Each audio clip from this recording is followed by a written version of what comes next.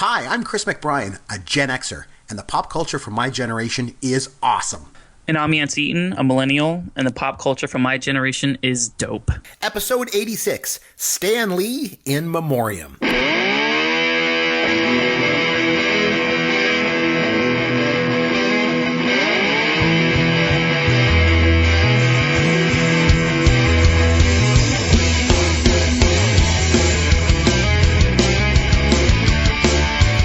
I'm Chris McBrien. That's Derek Myers. Yancey Eaton is still on vacation. Hopefully he's going to be back at some point in the near future. Keeping his seat warm, though, and doing a wonderful job filling in. Derek, how you doing, my friend? I'm doing great, Chris. Thanks again for having me on. Oh, it's great. So what's going on in pop culture in your world? Well, a few things. So last night I had the pleasure of going to see the movie Ralph Breaks the Internet, which is the sequel to Wreck-It Ralph. Did you see Wreck-It Ralph? No, I didn't. I've got young kids, but I haven't seen that one. He's the one of he's got the big fists and he like breaks everything, right? Yeah, it's like a parody of Donkey Kong. The idea, the first one is it's like he's the villain, he's the bad guy that wrecks the building, and then the game is called Fix It Felix Jr. and it's sort of like a Mario type character who fixes the building, and Ralph's always like, I gotta wreck it, and he destroys the building. Anyway, the first movie was great. They did a sequel. It's been 6 years since the original, and in the movie, 6 years have passed, and in this particular one, the character of Ralph gets through Wi-Fi, gets on the internet. It's a really great movie. I had a lot of fun. It is definitely more of a movie geared towards grown-ups than children, although it is a Disney movie, and it is still definitely a kids movie. But I think if your kids are really young, so much of this movie is going to go over their head. They may get bored. They may lose track. But for the grown-ups, for the parents, there's a lot of great stuff here. It was a good movie. I really enjoyed it. And anyone who hasn't seen it, who is planning to see it, definitely stick around through the credits. There are a couple of scenes that, much like the comic book movies these days, there are scenes that take place during the credits and even after all the credits. There's a post-credits scene. So if you're going to see Ralph Breaks the Internet in the theater, stick around. Watch the credits. You will be glad you did. There's a couple little Easter eggs along the way. So, movie?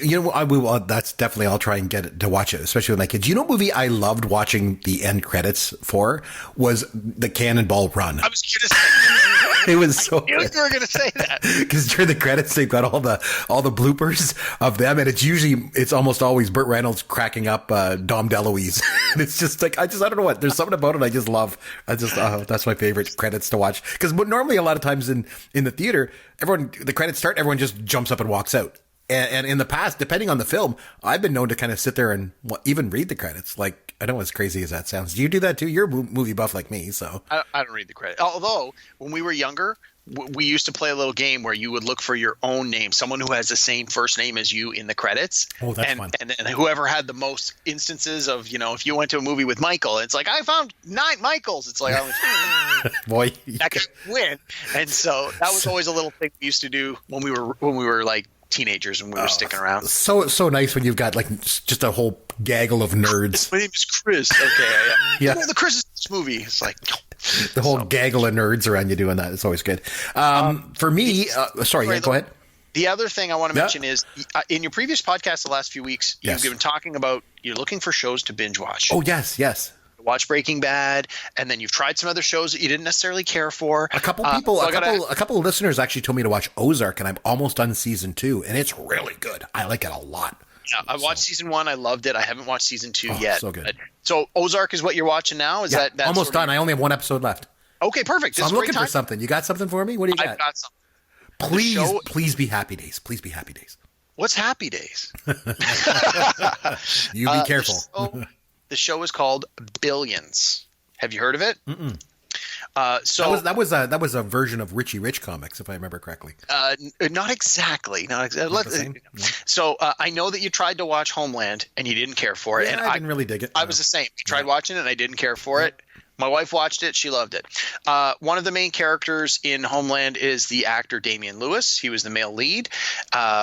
He is the co-lead in Billions. And in Billions, he plays a hedge fund manager who is literally a billionaire. He's one of the richest business tycoons.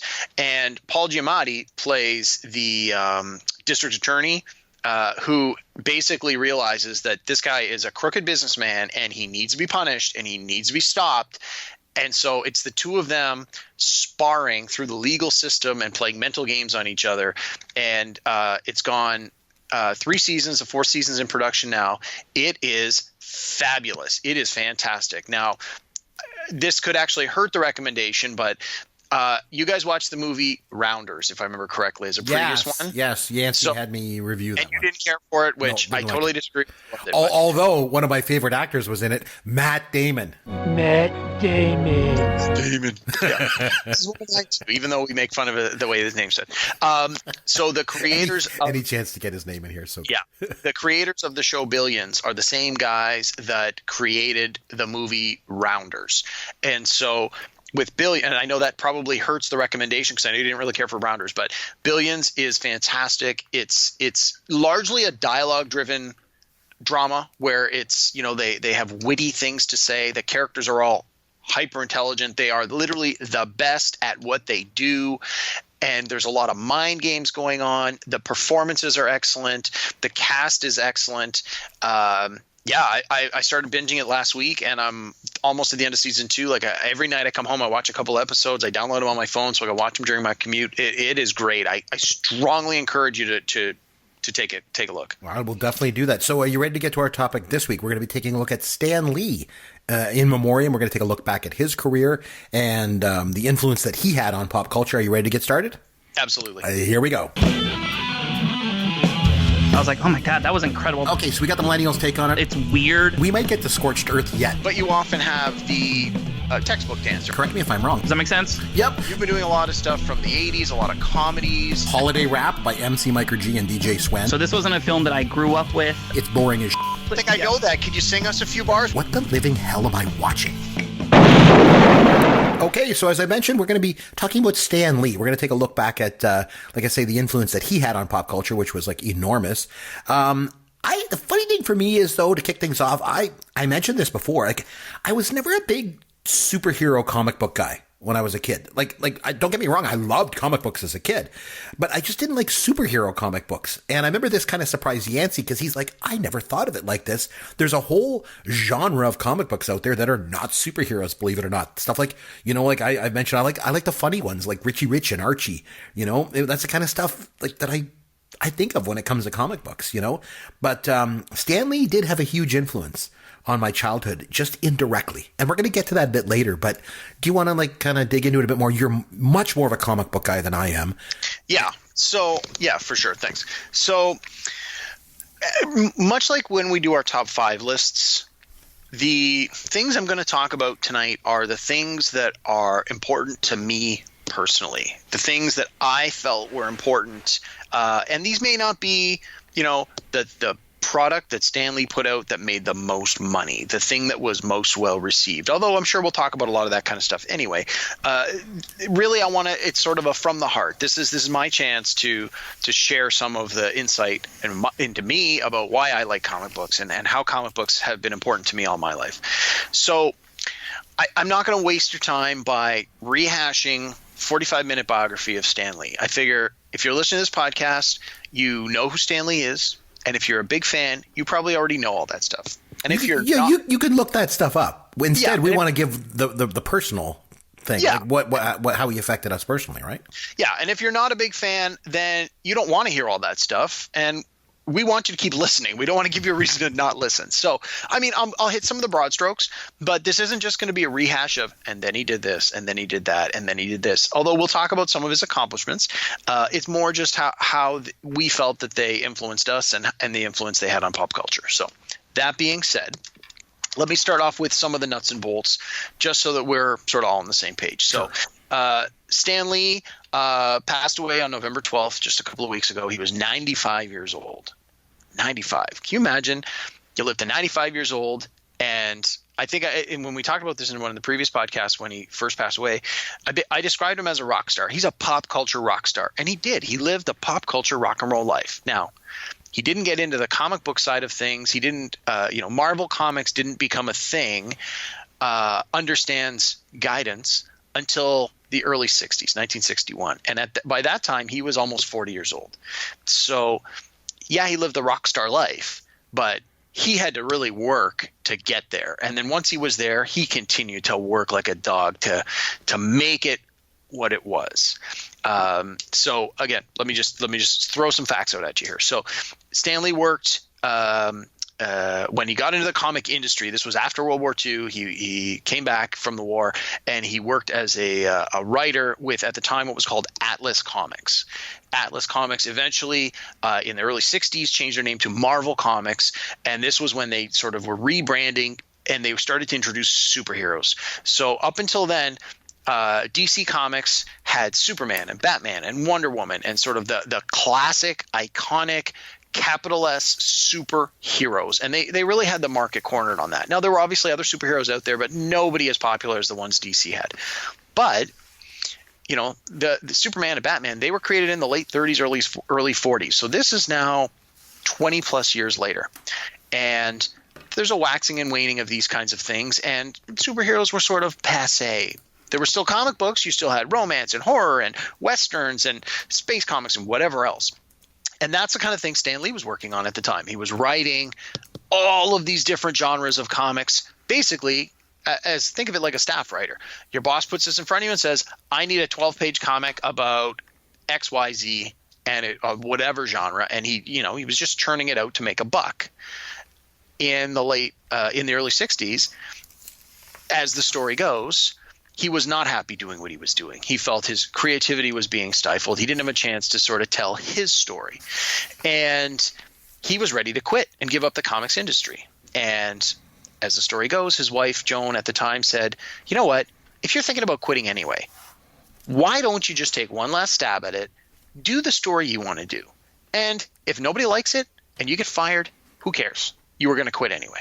But if it's as great as you think it is, as we think it is, then you could be onto something.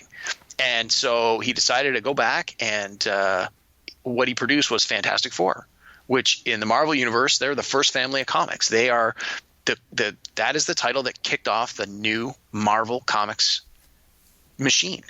And it was a hit. It was an immediate hit. It was unlike any of the other superhero comics out there. And he immediately followed it up with things like, Spider-Man and the Hulk and Thor and Iron Man. And the idea here that was so revolutionary for a hero, for a superhero comic book, was these are characters that the reader can actually identify with. These are real people. They feel like real people. They have real problems that real people have. Like the Fantastic Four is a family, and they're always arguing and yelling at each other and bickering and getting into fights that have nothing to do with having superpowers. And yet in every issue they work together, they overcome the problem, they defeat the bad guy. But as a youngster reading these things, like, you can look at it and go, well, the brother and sister in the Fantastic Four are always fighting. I'm always fighting with my brothers and sisters. Like, I can relate to that. Right. How do you relate to, hi, I'm Bruce Wayne, millionaire. I have unlimited resources and a personal butler. I have a secret cave under my house. Don't you have those things?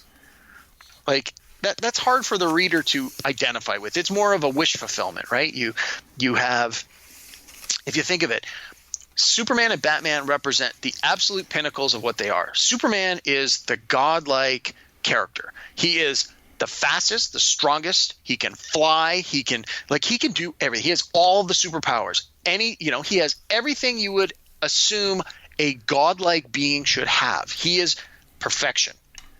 And then he was created in the late 30s. Then a year later, they create Batman. And aside from his troubled past of, being an orphan and his parents being brutally murdered in front of him, he becomes the perfection of humanity. He is the absolute maximum. What is the best thing a person can do physically, mentally? He's got all this money. Like, you have these two characters in Superman and Batman that are iconic, but they are pretty much the epitome. They're the perfect example of what their particular things can be. Marvel Comics were nothing like that. And it was a revolution. So I'll share with you, as I mentioned before, I didn't really like superhero comics, but one thing I did like almost more than anything else when I was a kid. I loved because I've always been a movie buff, right? So I loved comic books that were based on movies. Now, Cave, I don't know if you know what I'm talking about. You're a little bit younger than me, but no, I know exactly what you're talking about. There were those oversized comic books that were based on movies. Did you ever have those when you were a kid? Do you know what I'm talking about? Yeah, I had the Star Wars Empire Strikes Back and Return of the Jedi versions. I know exactly what you're talking about. So I had 3. So there was Star Wars, although it might be considered 2 because it came in 2 issues. There was like the first half of the movie was in one and then the second half of the movie was in another one. Needless to say, I had them both. And then in addition to Star Wars, the other 2 that I had were like the oversized comic book adaptations of Close Encounters and Battlestar Galactica. Nice. And funny enough, as much as I love Star Wars, right, and still do, I think of those 3, my favorite one as a kid was the oversized Battlestar Galactica. I probably read that thing 1,000 times. And I know that he didn't have a hand in the characters or the drawing or the adaptation of these, but Stan Lee was a big part of them because, like, you know, it was Marvel Comics and like he brought them, you know, to life, right? And they were called Marvel Super Specials, I remember. And he was the guy that ran Marvel, so Stan Lee was responsible for bringing those into my life. And those things were like not just huge in size, they were huge for me personally. Like those oversized comic books, they just were so incredible. So then this past summer, I took my son to a comic book shop in Toronto, and we were looking for stuff. And of course, again, all the superhero stuff gets all the love, right? I'm like, no, I'm looking for the oversized Marvel Super Specials from the 70s. He's like, oh man, I don't know. And he goes into a box and he finds it. But this one was both Star Wars 1 and 2 together in one big one. And I was like, oh, I didn't have that. But it was missing the cover. So the cover was ripped off. So he goes, no, you can have it for $5. I'm like, are you kidding me? Of course, because I don't really care about the cover. I'm not into collecting this thing. I'm into reading this and sharing it with my kid. So we get back and we just laid on my son's bed and we just read the whole thing. And it was just every single panel took me back in time.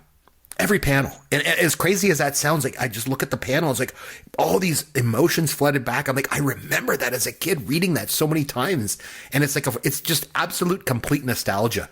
So for that's the number one thing that I think about Stan Lee was these oversized Marvel Super Special comics. And like I said, if you heard of those, you know what I'm talking about? Yeah, I know exactly what you're talking. I had a few of those myself. And when I go into the comic book shops these days, you do occasionally see some of those oversized books. And the ones that are in good condition tend to go for quite a bit of money. So I told this story on the podcast like a long time ago. And I went into a local comic book store here in Barrie, Ontario, and with my son, and we saw the oversized Close Encounters was there, and it was $10. And I'm like, oh my God. And it was up on the top of this like shelf, right? And I was like, oh my God. I said to my son, Trent, I said, we're buying that. That's for sure. So I said, let's look around because we were there to look at a couple things for him that he wanted. And then I said, when we're done, we'll get that. And then we looked around and then we went over to get it and it was gone. And I'm like, what the hell? There's not even anybody hardly in the store. Like, why is it gone? I don't understand. So I walk up to the front and it's sitting on the counter and I'm thinking, like, did that guy know I wanted it? He took it down. He read my mind. I said, what's this doing here? And he's like, oh, no, that guy over there just bought it. I'm like, what? Like, what's the chance of this happening? So I lost out on a $10 Close Encounters one. But we have the Battlestar Galactica and the Star Wars ones. Like I say, I got it without the cover. Who cares? And, oh, man, those things were good. Nice. So in addition to that, anything else that you wanted to, that Stan Lee did that kind of touched you? I've got quite a few, actually. Yeah. So, I mean, let's sort of go back and forth a little bit on this. So, rather than continuing to delve into his life, let me talk a little bit about sort of my this is time to getting to know the caveman. Nice. So, when I was a youngster, and I got to think I would have been about 7 or 8 years old at the time, I would spend the summers visiting my cousins who are the same age. I have 2 cousins. They're twins. They're the same age as me. They were born, their birthdays a couple of weeks before mine. They had an older brother. Now, I'm the oldest. I have a younger brother. So my cousin was their older brother. And of course, they worshiped him. And of course, I worshiped him because I didn't have an older brother. And so whatever he did, they wanted to do, as young boys often do with their brothers. And so my older cousin, had gotten into comic books. And so, of course, his 2 brothers were now into comic books. So when I went and spent the summer, I got into comic books because that's what everyone was into. And I can remember pouring through these comic books, not knowing anything about any of them. I mean, I recognize the characters. I recognize Superman. I recognize Batman. But they weren't into the DC comics. They didn't care for Superman and Batman. They loved Spider-Man. Spider-Man was everybody's favorite. So, of course, Spider-Man became my favorite. And Spider-Man is of course, one of the great characters Stan Lee's responsible for creating. And arguably before the whole Marvel Cinematic Universe, Spider-Man was the flagship character for Marvel Comics, and I guess to a certain extent probably still is. And so I spent my summers with my cousins, and we would pour through all their old back issues and read the comics, and we would go down to the comic book store and buy older issues, and we couldn't wait till New Comic Book Day and go buy new issues, but it was always Spider-Man, Spider-Man, Spider-Man, Spider-Man, Spider-Man. And when I first started buying comics with my own money, when I got home and thought, I want to be into comics like they were into comics, Spider-Man was what I was looking for too, because that's what we loved. And for the longest time, Spider-Man was my guy. That was my character. Who's your favorite character? Spider-Man. No hesitation. And when I first started buying comic books, this was the time where Marvel was sort of going through some, ideas of how to beef up their characters, how to refresh it for a new audience. This was when Spider-Man first got his black costume, which is now the costume worn by the Venom character, which people who don't know anything about Spider-Man probably know, hey, there was just a movie called Venom. Yeah, a little background on that. The costume, the black alien symbiote costume, started off with the actual Spider-Man, Peter Parker, the original Spider-Man character. So that was sort of my introduction to Marvel Comics, was when Spider-Man got this new costume. And that was sort of how my cousins sold it to me. They're like, hey, do you know about Spider-Man? I'm like, yeah, of course I do. And they're like, he just got a new costume. I'm like, you're kidding me. And it's black. I'm like, oh my God, 7-year-old me, mind blown. Oh my God, this is the coolest thing I've ever seen. And I was hooked. Right away. It was something for me to do that I could do with my cousins, and then when I came home I could do it, and it would remind me of the positive experiences I've had spending the time with my family. But it was something that I could share with my friends. Hey guys, are you into comics? No, you should be, and here's why.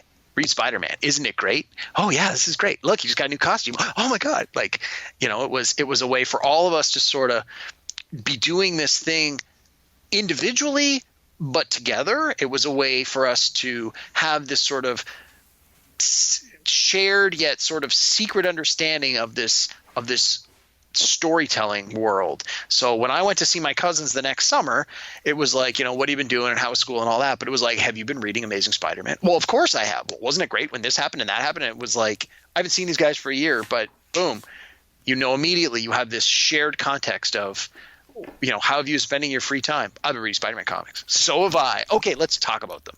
And that was sort of my introduction to Marvel Comics. Okay, so I've got one that I want to share with you. It's very obscure. Okay, so I want to talk about this.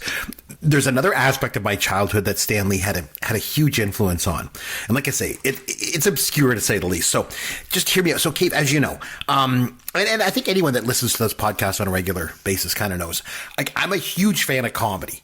Right? It's my favorite genre of movies. And I obviously I mentioned I like to read funny stuff when I was a kid.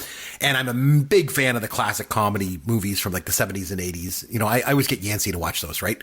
When he's not on vacation.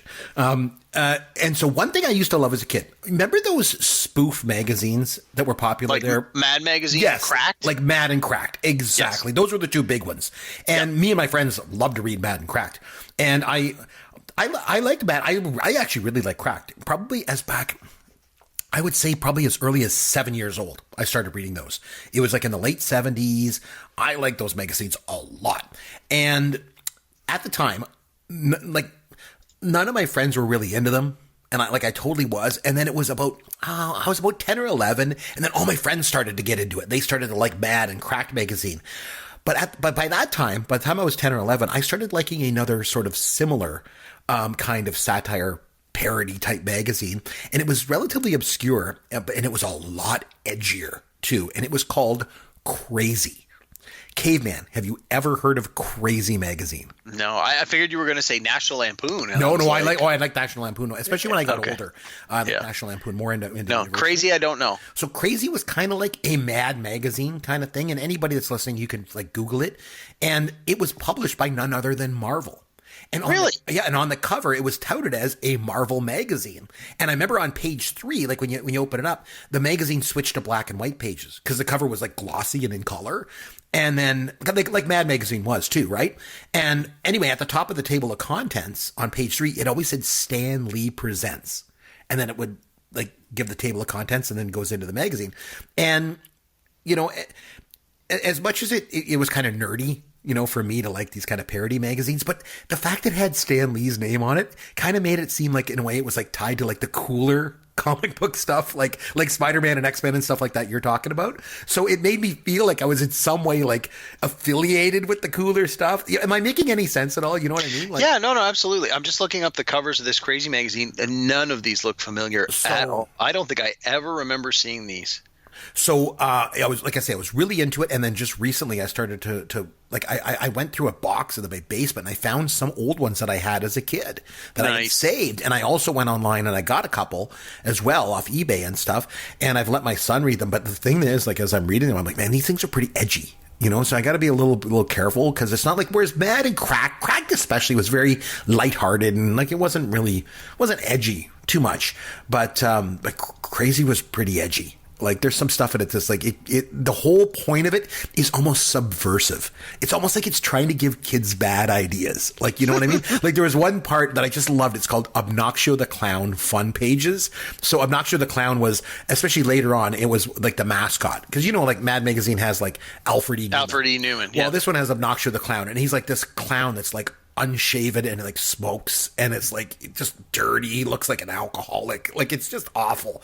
And he's got like these fun pages, and he'll have things like, okay, here's what you do, kids. Go and get two plates and go get some jewelry out of your mom's jewelry box and put it in the middle and make a tambourine with it and shake it around. I'm like, what? You're giving this? Like you really like they're trying to do like little subversive things.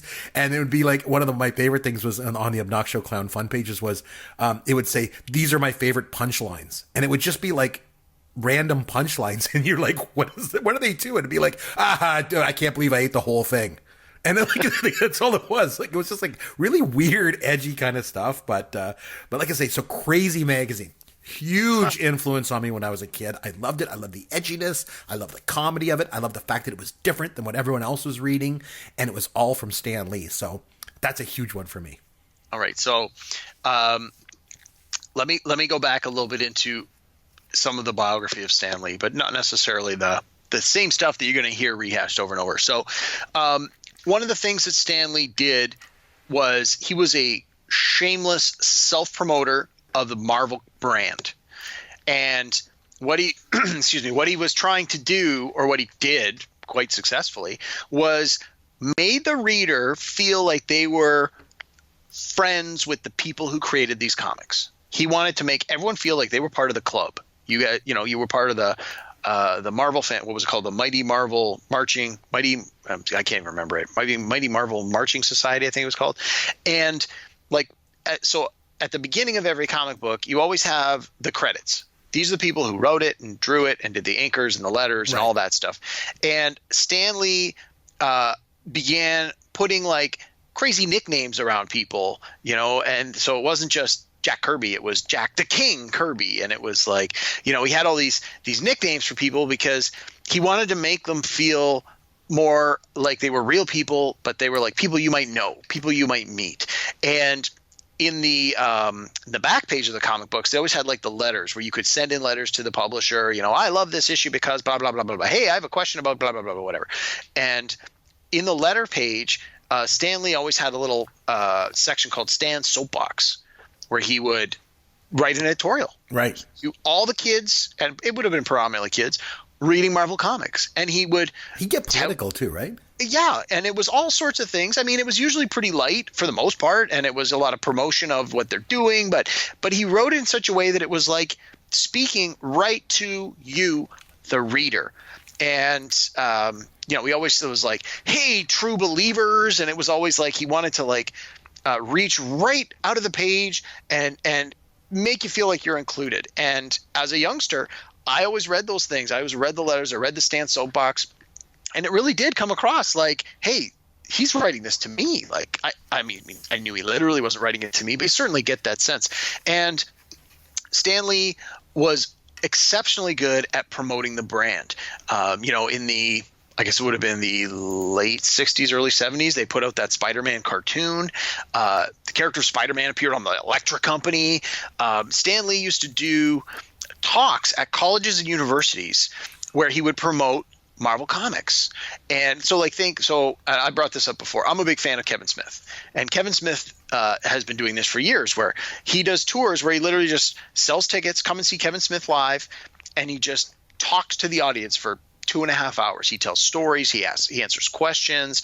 And this is basically what Stan Lee did in order to help sell the brand. He would go to the campuses of colleges and universities and give these kinds of speeches where he would ask questions and he would answer questions, and he would talk about the comic books, but he would also talk about like some of the social issues that were being addressed in comic books and how addressing these issues in comic books could have a very positive effect and reach an audience that other mediums may not be able to reach. And he was definitely ahead of his time in this regard.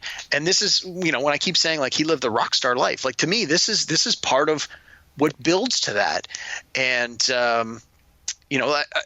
not that I knew this as a youngster, but I've learned about it. Like obviously since then, you read biographies, you see biographies on TV and YouTube about Stan Lee, and you learn about this and you're like, you know what? This absolutely makes sense given what I do know about the man, that he would have done this. And sorry. I have a question. Something just came up. So, because you're right. Because I mean, Stan Lee was more than just the guy that created the characters and wrote it and inked it and all that. He was more than that. It wasn't really that. It was the fact that he was the promoter of this stuff. So with him, with his death, there's a void there for that. It's almost like Marvel or the comic world needs somebody to step into that role and be that promoter. Is Kevin Smith that person, you think, to step into that role? No, I don't think so. Although Kevin Smith does a couple of different podcasts, one of which used to be called Fat Man on Batman, and now it's called Fat Man Beyond, which I'm a big fan of. I listen to it all the time. And they just did a Stan Lee in Memoriam episode that runs like 2.5 hours, and it was great. And Kevin Smith actually had become friends with Stan Lee, and they've been friends for about 20 years.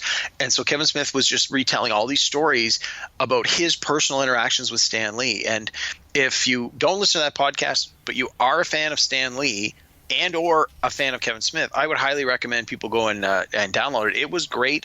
And Kevin Smith, if you don't know, he wears his heart on his sleeve. He's a big old softy. He's crying his eyes out through this whole thing because he's like remembering the life and times of his friend Stan Lee, and he's feeling this tremendous loss. Like I think the episode was recorded like 4 or 5 days after Stan Lee died, so it was very very much the top of his emotional bubble there. And but back to your question, I don't necessarily think that one individual needs to be the champion of that brand anymore. I think given the Marvel Cinematic Universe, the immense, broad-reaching arms of Marvel now, they have so much brand awareness already.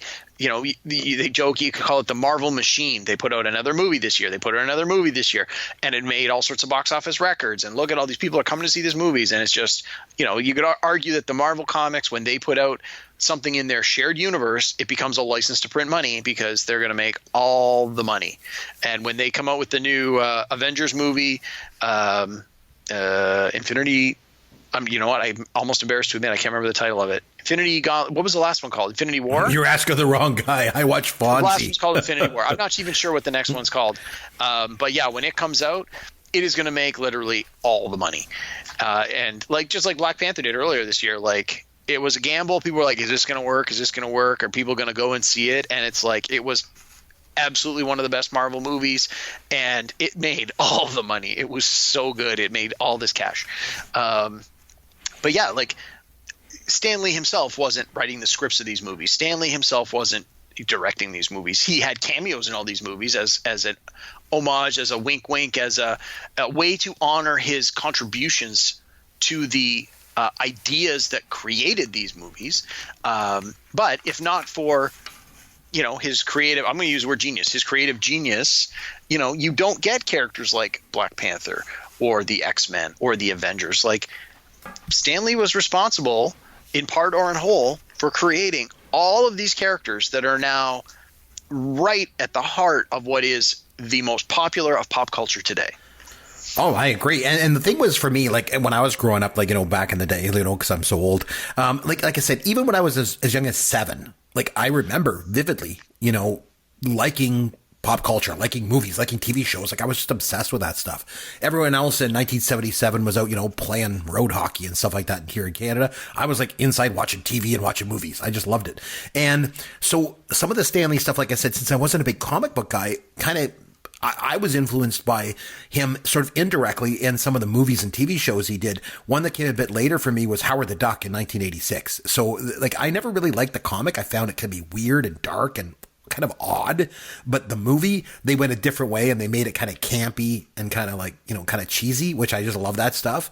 And the movie was a bomb, I think, because it departed from what the comic book was, but I liked it. I don't care. I liked that movie, the one with Leah Thompson and Tim Robbins.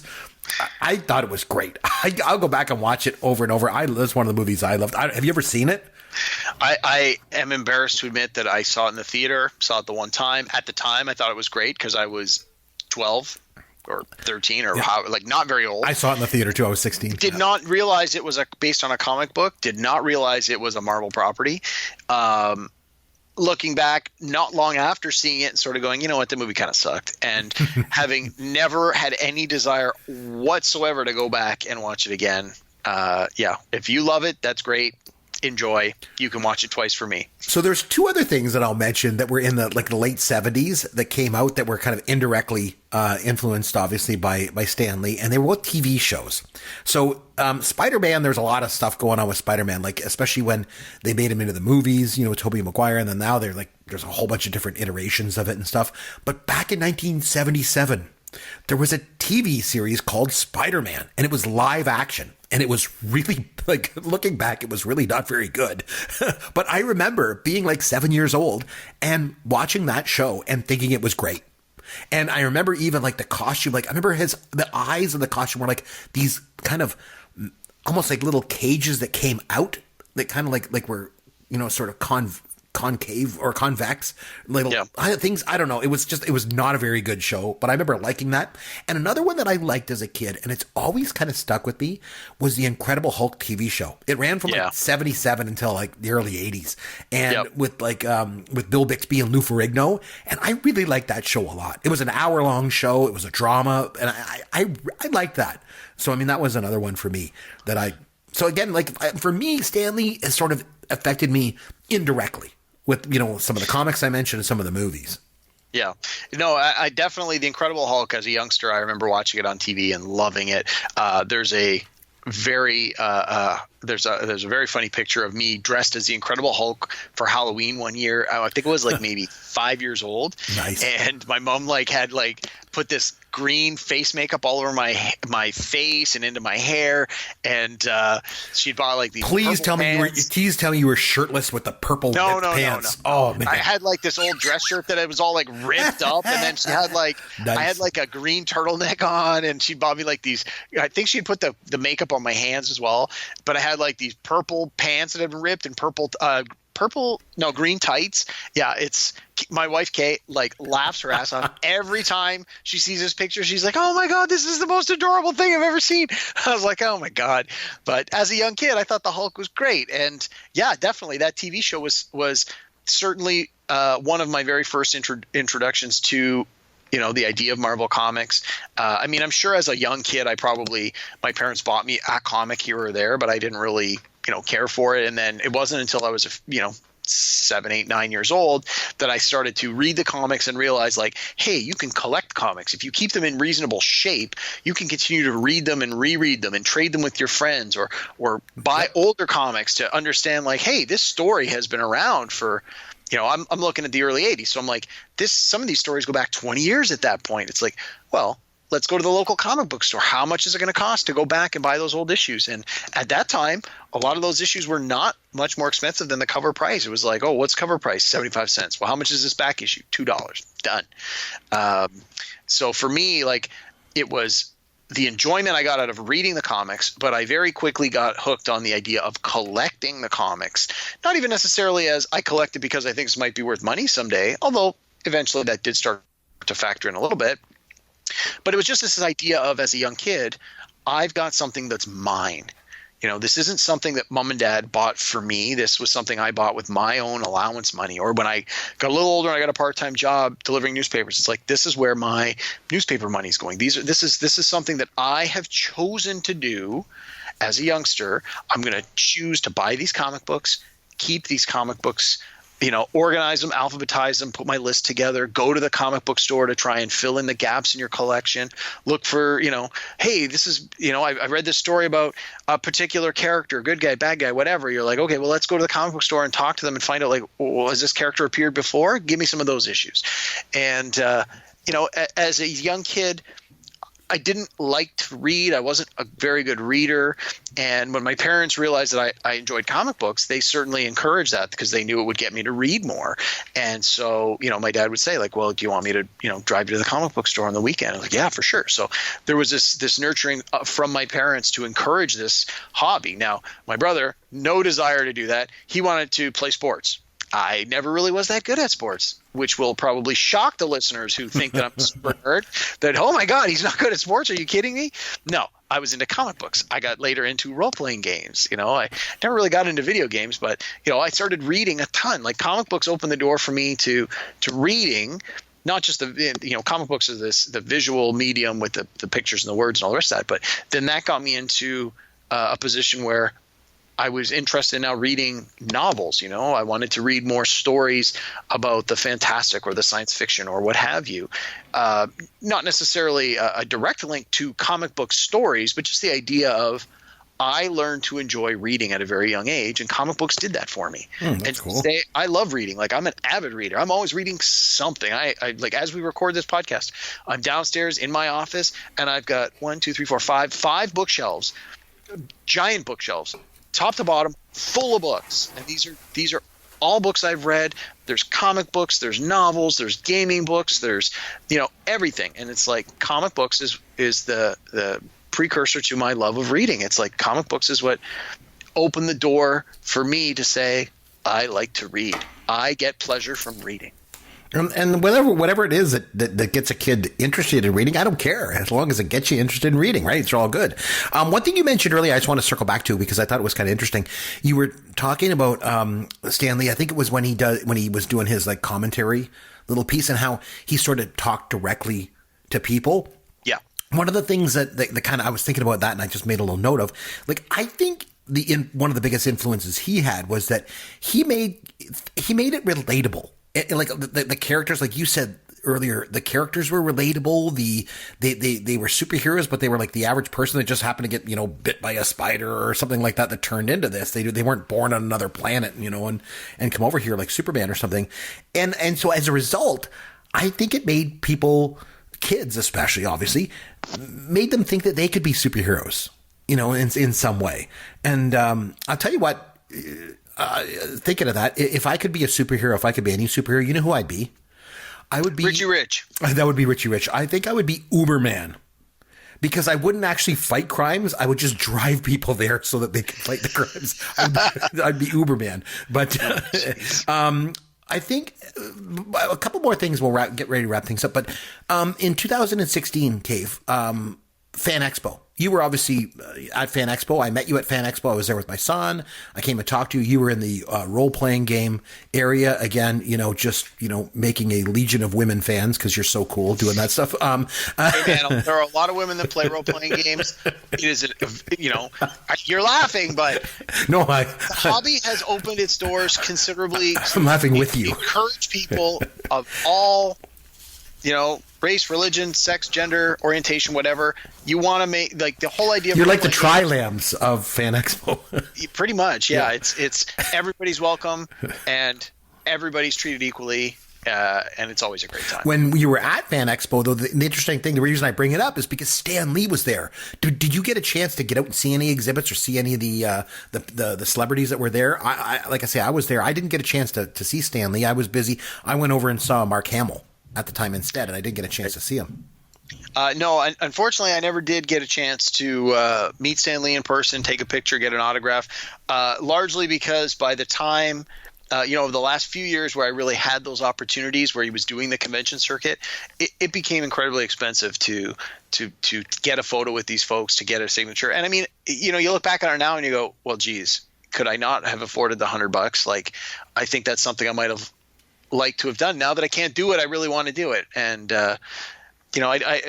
I don't necessarily think that it would have been throwing my money away. Like at the time I thought I could put that $100 to better use, but now that Stan Lee's gone, it's like he was an icon, right? Like Absolutely. It might have been worth spending the 3 or 4 minutes. And from what I heard from a lot of different people, there you saw a lot of stories online from various people, celebrities, and even just regular people, always said Stan Lee was always on, always positive. And, for him, it was the 10,000th person he was meeting. But for you, it was the first time you were meeting Stan Lee, and he always made that person feel like you were the most important person to him. I kept hearing that over and over again. I kept reading that over and over again, that, he's a natural he's got this natural charisma, but he's a natural showman. And it's like he understood his role as the ambassador for this intellectual property, for this medium. He is the ambassador to Spider-Man, to Iron Man, to the Fantastic Four. And it's like he never got tired of being that ambassador. He would make his appearances and people would say, Mr. Lee, I want to thank you for creating these characters that I love, and I really enjoyed these stories.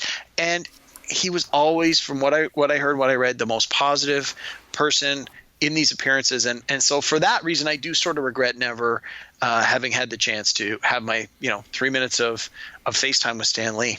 Yeah, I agree with you. And when I think back of Stan Lee, the key thing for me is that like, okay, I was a nerd. I admit it. Like I never fit in with the cool kids like you. I wasn't good at sports.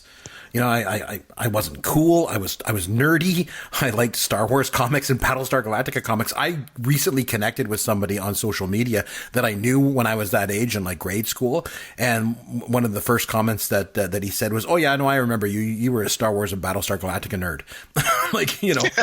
And I did. I liked that, and Crazy Magazine, like I mentioned before.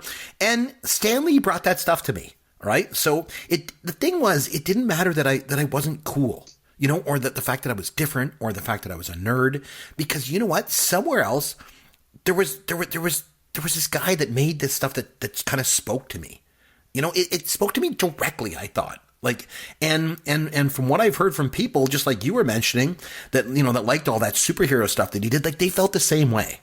Stan Lee was very inclusive. He was a liberal minded guy. And he seemed to feel that everyone should be included. And you touched base on that earlier, Yeah. Everyone should be included. Everyone could be cool. And it didn't matter, what you liked or what you didn't like. There was something unique for you in that whole thing. As far as I'm concerned, Stan Lee's legacy wasn't Spider-Man or X-Men or, the Avengers or even comic books in general. I think his legacy was that the idea of no matter who you are, that you mattered. And for that reason, I think Stan Lee's a really important person, both in, pop culture and also for me personally. I hope people share my sentiment on that. I don't think I could have said it better myself, Chris. I think that's probably a good place to end off. On that note, let's have some fun with Caveman. Okay, so Caveman, we're going to have some fun. So since you're more of a comic book guy than I am, I thought I would kind of play a bit of a game with you here. So I've noticed, again, not being a huge comic book guy, but I've noticed it in a lot of comic books. A lot of the characters have like catchphrases. Okay. It seems to be a thing, right? They have these catchphrases. So I thought what I would do is I'm going to mention the catchphrase and see if you can tell me the superhero or the character that it belongs to from a comic. We can do that? Ooh, okay, yeah. I mean, a few of them immediately come to mind, so I'm sure that they'll be on your list, but I'm sure you're going to have some really obscure ones. If I was to say, to the bat pole, Robin, you would know that it was? Superman. No. No, that would be Batman. Of course. So, it's an easy one, right? Okay. So who said the catchphrase, Avengers Assemble? I would think that's probably Captain America. It was correct. Yes, it's very good. Okay, so there you go. You got an easy one. How about this one? Shazam. Who used to say Shazam? Foxy Cleopatra. The character is known as Captain Marvel. lot of people just know him as Shazam, but yeah, Captain Marvel. That's correct. And yep, there is a movie coming out, I believe, this summer. Mm-hmm. I think it's just called Shazam. And if you haven't seen the trailer, you have to take a look. It actually looks great. And that's all I'm going to say. Okay. Who said flame on? Whose catchphrase was flame on? Human Torch. Yes. Good. You do know your comic books. This is great. I was going to say something, but I'm like, that'll just get bleeped out. So we'll go with the right answer on that one. All right.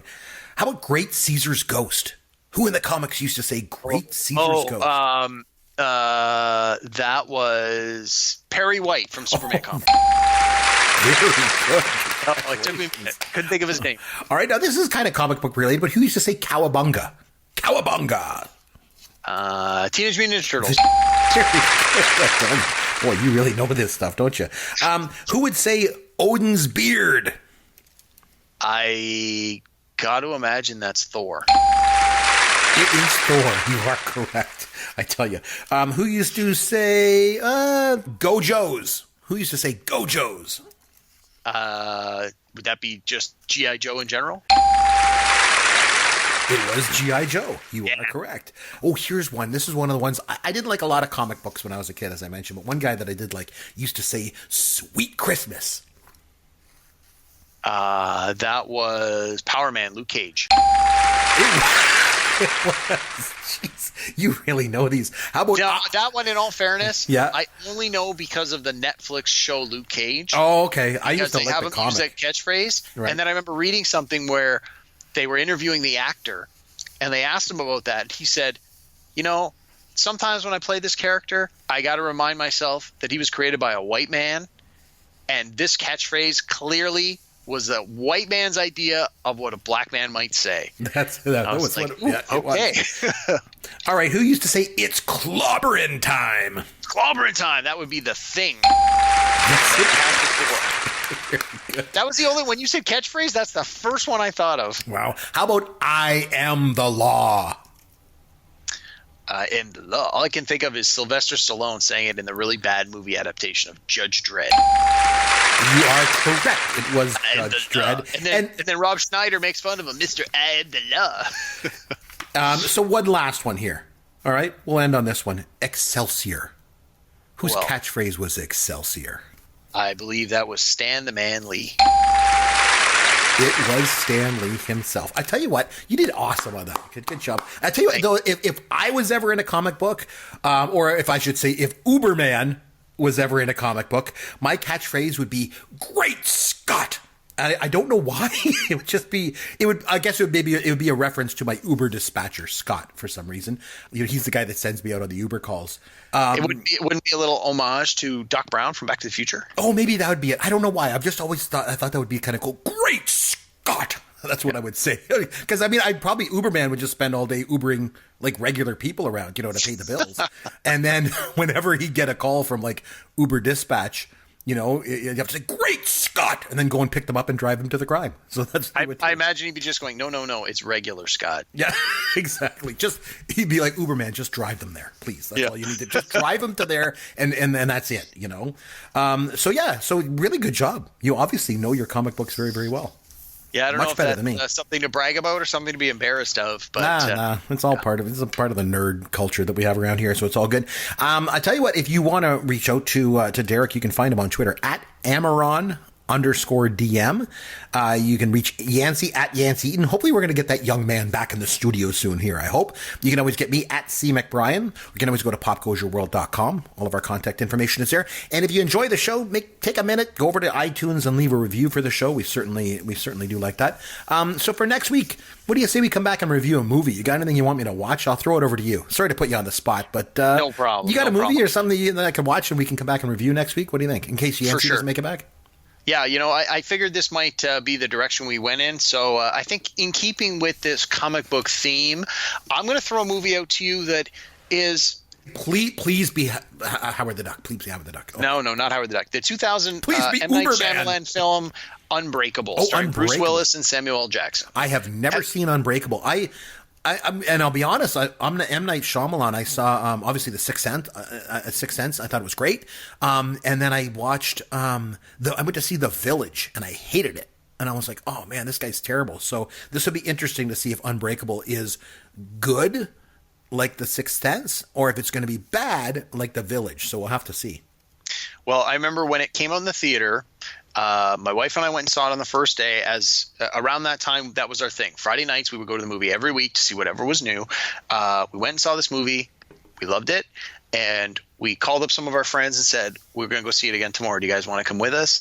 And we did. And I remember coming out of the movie that second night, and we just went out, had a few drinks, and we just talked about this movie for like a couple of hours. We all had some ideas and thoughts about it, and we really enjoyed it. So I really hope you like it, Chris. It is a quote-unquote comic book movie. It doesn't feature any characters you've ever heard of. They're original for this film. Okay. And it's not a dark future in a post-apocalyptic corner of outer space. So I thank you for that. Yeah. But believe me, I had some of those in mind as well. I figured just because Yancey's not here doesn't mean we shouldn't represent his particular favorite genre. But I'm going to throw this out to you. Unbreakable, M. Night Shyamalan from 2000. And I got so many things I'd love to talk about it. Let's see if you enjoy it. I hope you do. But if you don't, I'd like to hear why. Yeah. And we'll talk about that next time. Absolutely. I'll make sure and watch it before next week. And then we'll come back and we'll discuss that movie. Sounds good. I'll take the challenge. Until then, this is Chris McBrien for Derek Myers saying thanks for listening to Pop Goes Your World, the pop culture podcast for the generations. Thank you for listening to the Pop Goes Your World podcast. Continue the conversation on Twitter at @CMcBrien or @Yancey Eaton. Please consider leaving a review for the podcast on iTunes or wherever you download and listen to the show.